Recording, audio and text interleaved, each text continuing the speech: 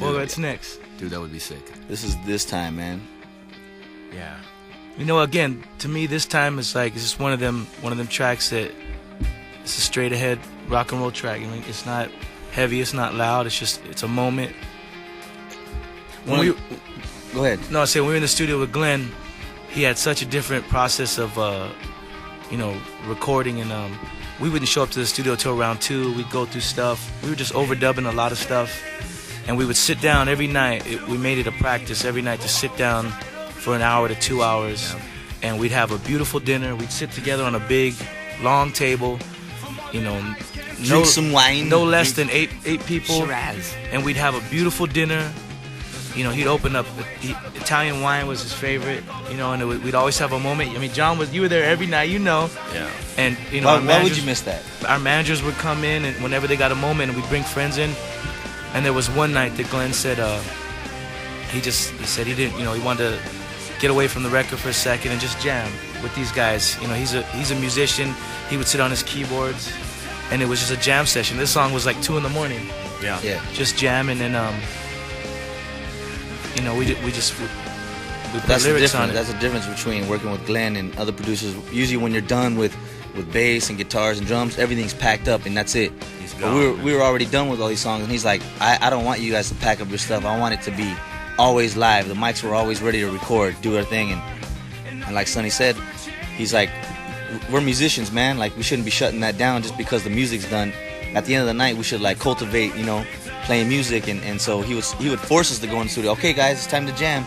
Once you go, I was in the drum room was downstairs below everybody else, so I was there by myself looking at a little TV screen, at Traa and everybody in the control room, and we just started jamming. We didn't have this riff, we didn't have nothing. It was just something that came from playing around, and then all of a sudden, a riff came out and a verse part, and that was that. It was simple as that. And we took it home. We actually would go home on the weekends from LA back to San Diego. And I remember barbecuing at my house with Sonny, and we were listening to the music. We're like, "This is a good song, man. It's different. It's different for us, but it's got a feeling. It's got a vibe on it." And that's when we started growing it, man. Put some water on it and grew some lyrics. Yeah. It's like one of those songs like you necessarily don't really enjoy playing it live, because we're so used to. I wouldn't know. We're so used to being just raw and aggressive, and this is one of them. It's a good album track. And then lyrically again, the chorus is like, when you gonna stop and just stop wherever you're at in your point in time and life, and just wait around for love. And to me, this seems like a song also where you really just poured all of yourself into it. And I think, for me, after all these years, I mean, I hope every record you come off that way, because I think this song a lot of people have responded to already, because it's you being raw and emotional. Yeah, well, I mean, we've been making music since we were kids. We're not 17, 18 anymore. We've all grown together. Just in the industry and in music and the business, touring, and we're just trying to grow with ourselves. We're trying to grow musically. Hey, I would always love to do punk rock music and hardcore music, but as we get older, we just That's track 12. we just want to make that change, man.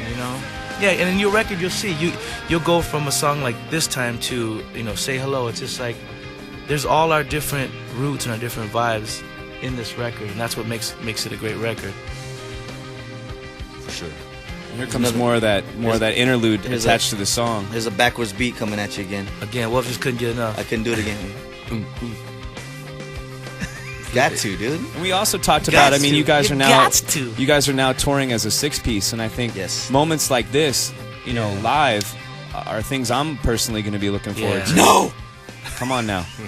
like last night, the hometown show in San Diego before Roots and Stereo, you guys had this amazing intro with lots of flavor, and Yeah, man. We've always liked this one drop it, funky.